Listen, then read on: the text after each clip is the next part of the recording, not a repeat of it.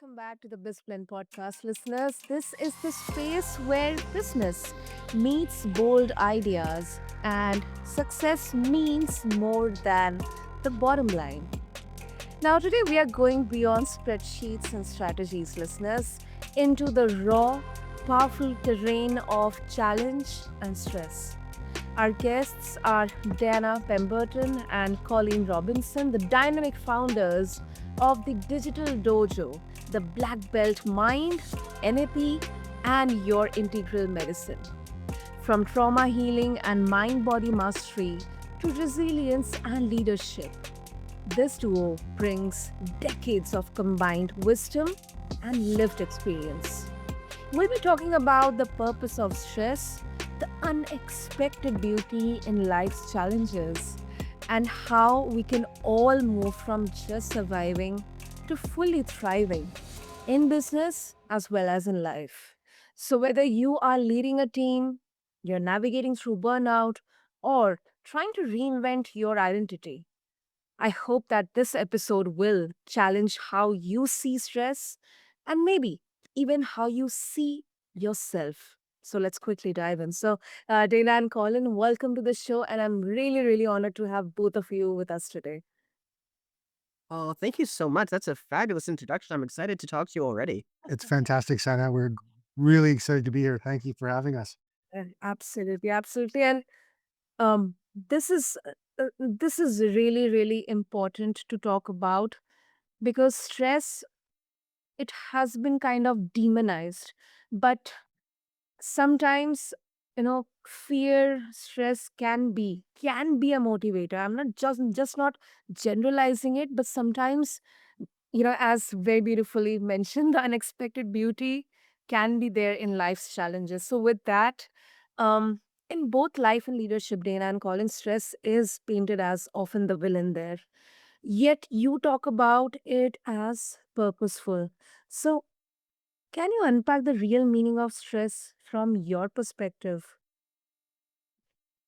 That is awesome. I think I'm going to pass that one to Dana. I use it a little differently than he does, but his is Dana's very boots on the ground, as we always say. So his is very much a how do you use this in the day to day? I'm excited to share some thoughts with you about stress and its potential purposefulness, Sana, in terms of how I work with it every day when I'm helping coach and develop leaders in business and proficiency in life for people across the board, whether it's in their personal lives and their families and relationships, or it's in the execution of their duties on the job or the running of their company or anything to do with their entrepreneurial spirit. So, for me, in the principles of the black belt mind, Mhm. I define stress as a very neutral thing, actually, which is different than a lot of people think of it as. Many Yeah. people define stress and they hear the word stress and right away they think negativity. Or sometimes there's a smaller group of people that think about stress as, oh, great, it's stress is a motivator. We can use it positively. I tend to look at it in a very neutral manner, and I define it as stress is simply the awareness of resistance. And Okay. in defining it as such, it gives us a more empowered way of discerning when stress is useful and productive and when it is debilitating and unproductive. So that definition comes very simply to mind when we think of the phrase, you hear people say it all the time, right? Well, we got to find the path of least resistance. Yep. Yep. And that saying I think is very true, but gets very misunderstood and very misused. And I'm only speaking in terms of application. Right? I'm not saying that this is the only way to look at stress and this is the only way to handle stress. But when I use these principles in coaching language and a coaching context, I'm always looking for okay, well, what actually makes us more effective when the rubber meets the road? So the definition that I work with comes from that viewpoint as a priority. When we think about stress as simply the awareness of resistance, what it does is neutralizes the fear in stress and allows us to make a very conscious and self-determined situation or self-determined decision about how we're going to handle what we're perceiving as a stressful situation. Hmm. That is interesting. That is interesting. I mean, so many thoughts are coming in my mind. Great. Great. I would love to hear as many of them as you'd like to share. First of all, it's just straight away uh, giving me the nostalgia of Physics 101 when we learned about stress, tension, friction, resistance. Awesome. And for the fact that um so by this, are you trying to flip the definition of stress, or you are just helping to try to identify what is good stress or bad stress, just like we identify cholesterol, good cholesterol, bad cholesterol. So Yes. Mm, That's a great analogy, actually. mm. Yeah. Wonderful analogy. And Colleen, from the health perspective, certainly could take that analogy much further than me. Uh, but you're right. I'm actually trying to define it in a very simple and straightforward manner so that when we're talking about stress, we have a common codified definition of what it is, Mhm. and therefore we can then understand where it could be applied positively and where it could also be applied negatively. And the reason why we want to make sure that we have access to both polarities of understanding, right? Both the positive and the negative. We don't want to load it with any connotation right in the definition because then that diminishes our choice around how we are going to perceive and utilize stress that's potentially positive and how we're going to minimize and avoid stress that's potentially negative. Hmm. Lovely. That's lovely, Dana. Colin, your thoughts on, of course, the good and the bad. Yeah, it's fabulous because I'm coming from a Chinese medicine perspective. I'm coming from an emotional wellness perspective, and so we sort of meet in the middle. And for me, stress is the thing that happens when we are struggling in the best possible way to learn a lesson and evolve to the next level. So so many of us, when stress happens, we have been taught to think, "Oh, I'm being punished," or "Oh, I'm failing," or "This is too hard," or "I can't do it. What's wrong with me?" Instead of going, "Oh, what am I learning how to do next? What is my next challenge? And is my past interfering with me making progress in the present?" Hmm. That makes sense. And Colin, uh, trauma, um, especially as you are coming from the health background, and in terms of holistic health, uh, when we talk about especially mindset, and in context of entrepreneurship, trauma, especially inherited or invisible trauma, could be from the childhood experiences or any specific events. That isn't something most business owners talk about. Could be because business is often viewed as a very practical, pragmatic, not industry but aspect. Where you just talk about numbers, profits, and input and output. There is no space for emotion to even think about in business. So, how does this unprocessed trauma show up in leadership or decision making? Even when we think, that I have already moved on from this, I do not need to even care about. Mhm. That is a beautiful question, thank you. Mhm. And I think you're right, so many of us are taught business is about numbers, there's no place for emotions, there's certainly no place for, digging around in our emotions and looking at our trauma, and we work with so many entrepreneurs, we work with so many business people who are doing fabulous work and running giant companies, and the ones who are willing to examine their trauma and see where it's interfering with the choices they're making, see where it's making the choices for them, where it's driving the bus instead of them, those the people who just keep building and evolving their companies because when I'm gonna back up a quick minute. So the way that I tend to use trauma when I'm discussing it is anything that we are not well resourced enough in the moment to completely process. So it doesn't have to be this big terrible thing. It's just something that's happened. We're not well resourced enough to completely process it. So Mhm. when you look at a business owner and say somebody who's really been scrimping and saving and struggling and fighting to get ahead, and they're finally starting to make it, that trauma of all of those years of I just have to keep swimming, keep swimming to keep my head above water, that's trauma. Now, if they don't then give themselves a moment to look at that trauma, look at that stress, and decide what to keep and what to put down, they're just going to keep swimming as hard as they can, no matter what. They're going to swim themselves right into business and right out of business. Mhm. Hmm. So basically, that the um. So this is what we can identify as a bad stress, and this could be the output of an unprocessed trauma, and then hence we see imposter syndrome sometimes, procrastination, or maybe just doubting yourself when as a business owner you're trying to take a very super critical decision, right? Yeah. Hmm.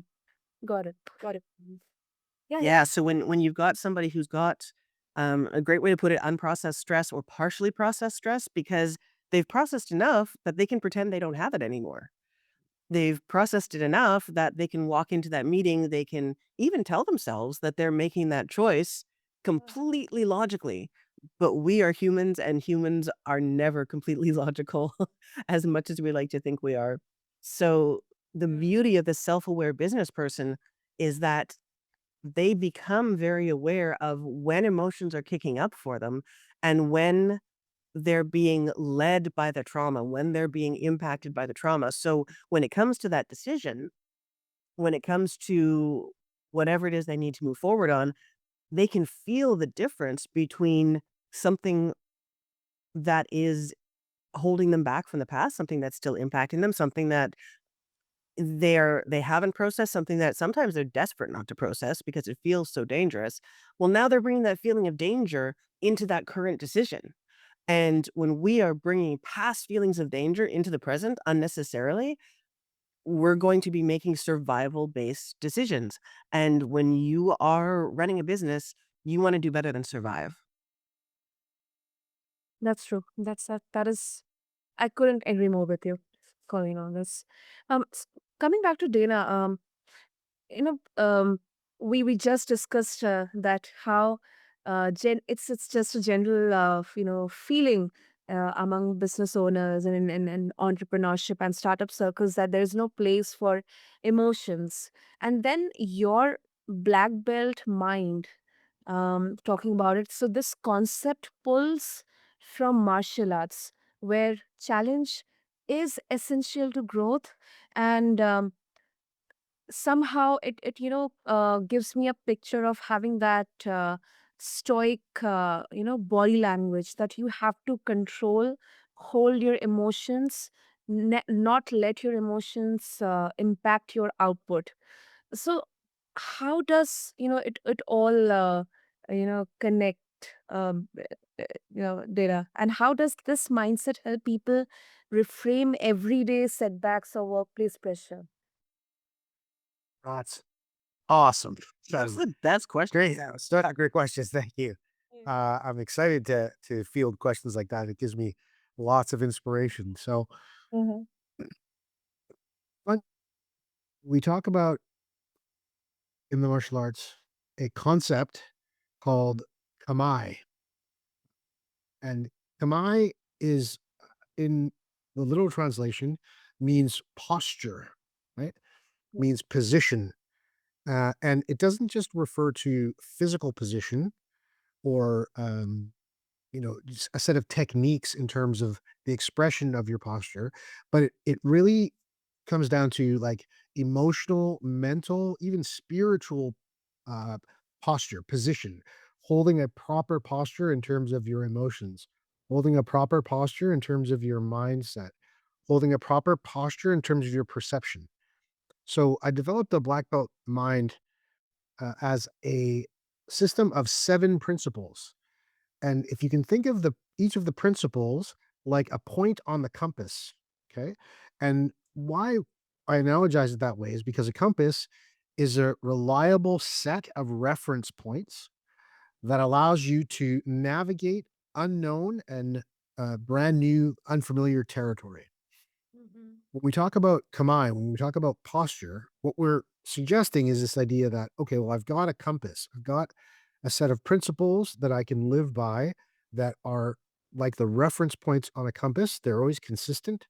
I can tell in reference of each of those points what direction I'm going. Our goal is to hold up our compass in a place that it's easy to see and read. That's a way to express this idea of command, having good posture, being in a position where you are always optimizing your ability to check your reference points so that even though you might be in unfamiliar territory, you never get overwhelmed by the feeling that you're lost. This helps us to stay in what I call a state of readiness, which is a simple way of describing that we are always putting ourselves into the best position to assess all information available to us as neutrally as possible so that we can then take that information and apply it in an optimal way to help us make better and better choices. As we build the momentum of good decision making, it gets easier to retain our kamai, our posture, our ability to hold our compass into a position that it is easy to read. And from there, we can move forward with a lot of more confidence because Mm. we will build trust in our ability to make good decisions. Hmm. So is it like a recalibration or like course correction? No, beautiful, Sana. Yes, absolutely. Right? That's what an instrument, like a compass, is for. It helps us keep moving forward, knowing that we are not going to get too far off course if we run into an obstacle or an unexpected barrier, because we have something that's consistently telling us that overall, with each action, we're moving in the right direction. So that idea of course correction is exactly built into why I developed and Colleen and I developed and expanded the Black Belt Mind, because it is a set of reliable principles. Almost, when you're talking about physics, I love math and I love physics. I considered being an engineer at one point because I like the idea of constructing things that are built to last and be a function to humanity based upon principles that we can trust and calculate. So we're not just guessing anymore. We're actually applying a system of codified information in the form of different axioms to know and be confident in our predictability of outcomes. So many people think and feel, and I understand why, and I have felt this at some points in my life as well too, that success and satisfaction are just a matter of luck. Sometimes you're lucky, and then sometimes the universe or the gods smile on you, and then they grant you with something that you want. But then other times you're unlucky because you're not getting that same nod from the powers that be in order to move in a direction that you want, and you don't get there, and that can leave us saddled with fear. It can leave us in a bad posture because we don't know how to duplicate anything, and our success feels like it's something that's outside of a set of conditions that we can create, right? And we just feel like we won the lottery or we rolled the dice and the numbers came up that we wanted when we move forward with success and satisfaction. But the problem is that what happens when your number doesn't come up, and what happens when you don't feel lucky, and what happens when the dice don't roll your way. That kind of guessing game leaves us in a position of fear-based decision making, which is to touch on and tie to what Colleen was talking about. And fear-based decision making isn't decisions made out of the desire to succeed, fear-based making is traumatic because we're making decisions about how to not lose, Yeah. which is an entirely different prospect than actually making decisions designed to help us win in whatever way that we've defined as satisfying and success building for ourselves. That is so true. So right. So right. And Colin, coming to you, so this is a bit uh, of a flip perspective on healing.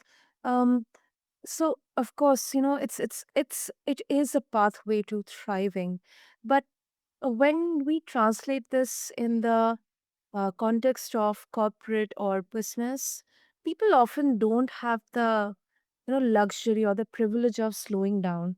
So how practical is this work for someone in a high stakes leadership role or just a professional role, without time for introspection? Yeah. Again, fabulous Mhm. question. Awesome, Sana. And I will give you the answer that I've given so many of our clients, and to which they almost immediately look annoyed with me for giving them. And they usually, almost every time, a couple weeks down the road, and certainly a couple months down the road, they're much happier about it. And my answer is, if you cannot afford to slow down, then you absolutely cannot afford not to slow down. Because the faster we go, the more we spin our nervous system up into a fight or flight state.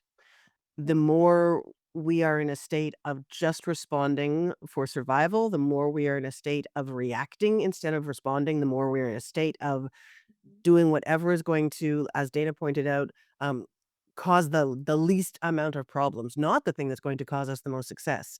So people who feel like they're moving too fast and they don't have time for introspection, they don't have time to do this work. Um, they're setting themselves up to live more and more in a state of panic, and that is not where you wanna be as somebody who's making decisions with your livelihood, with other people's livelihood, with your money, with other people's money. And it's one of those places where when people give themselves that permission, it feels like, "Oh my goodness, I don't have time to go to therapy for a year. I have a business to run. I can't sit here and just think about what my childhood was like. Why are you asking me to do something so silly?" And it's not that. It's not this pointless, "Let's go over every detail of your life."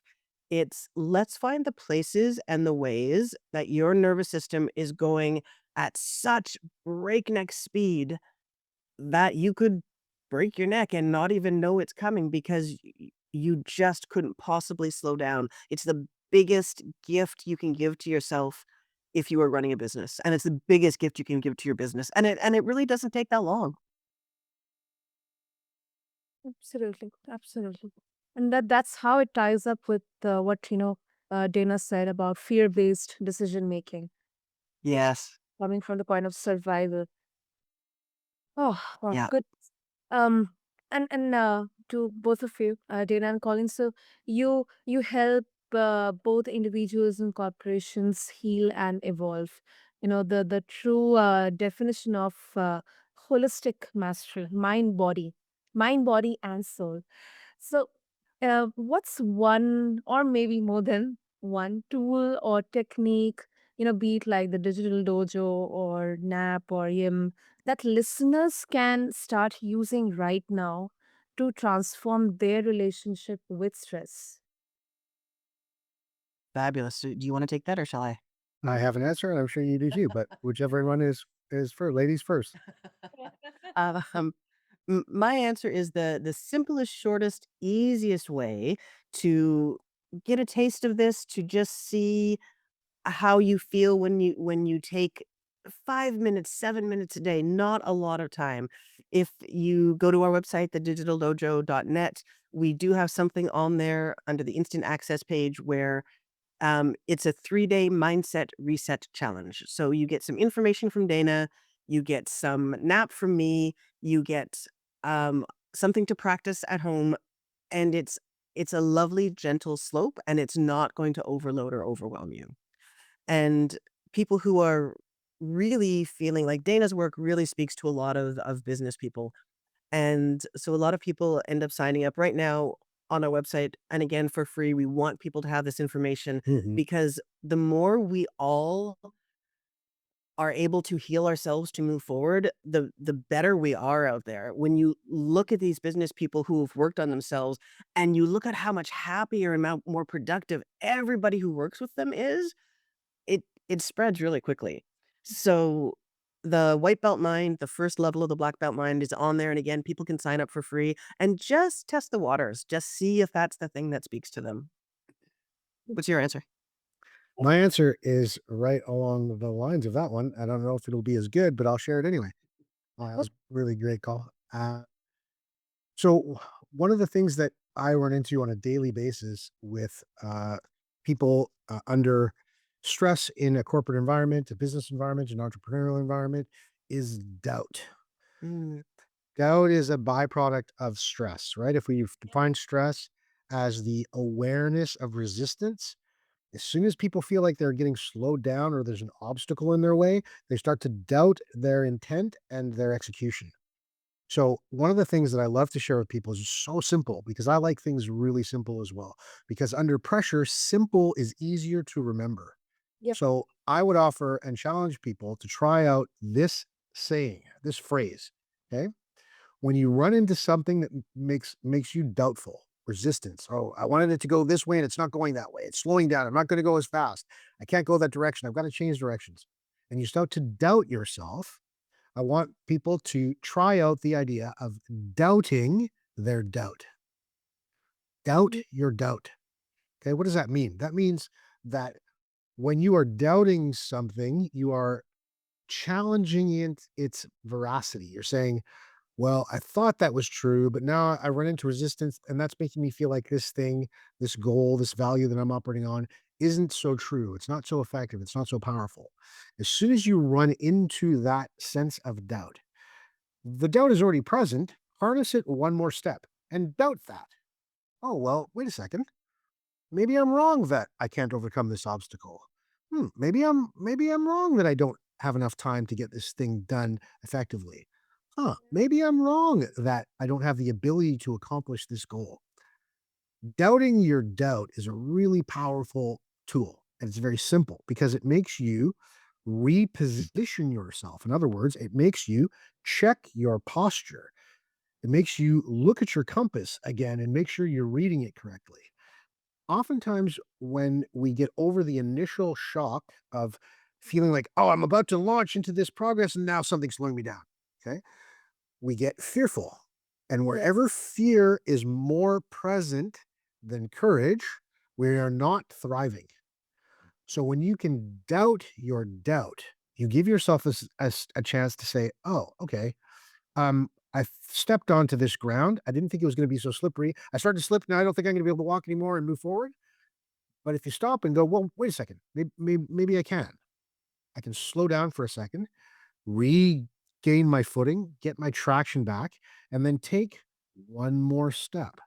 And if you can repeat that process, you'd be amazed at how quickly one step, followed by another simple step, followed by another small step, before you know it, you're crossing the whole divide of the distance you have to cover, and you're getting much further than you even thought you possibly could before you done it yourself.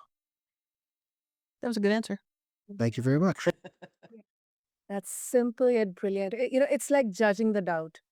Yes, exactly. Yes. Yeah. Right? The doubt is trying to judge you. Yeah, Why but just you return are the favor? yeah. Yeah, You are playing the reverse mindset game, the reverse psychology. exactly. Checking the opposite, right? Well, if that's true, and maybe that's true because I'm afraid of it, well, then I've got to figure out whether I'm actually afraid of it because it's really that challenging, or I'm afraid of it because of old fear. Doubting your doubt helps you make that discernment much more quickly. Absolutely. Wonderful. Wonderful. Great. I mean, this was such a powerful conversation, Dana and Colleen. So, before we wrap up, once again, if our listeners they would like to connect with both of you, what will be the best way? Yeah, this has been a fabulous conversation. I'm so excited about next time already. Oh my gosh, Anna, this is wonderful. Thank you And so much. the best way to get a hold of us is at thedigitaldojo.net. You can email us from there. You can sign up for our newsletter there.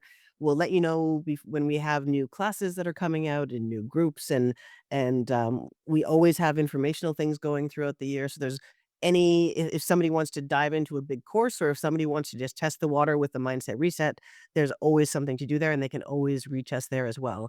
And they can also find our YouTube channel there, where we're posting stuff every week to make sure that people have lots of information to just keep moving themselves forward. Absolutely. Great. I'll make sure to have all the details in the show notes. And thank you so much, Colleen and Dana. I mean, this was such a powerful conversation. Thank you to both of you for bringing your fierce wisdom, vulnerability, and also simple yet brilliant actionable tools. Thank you.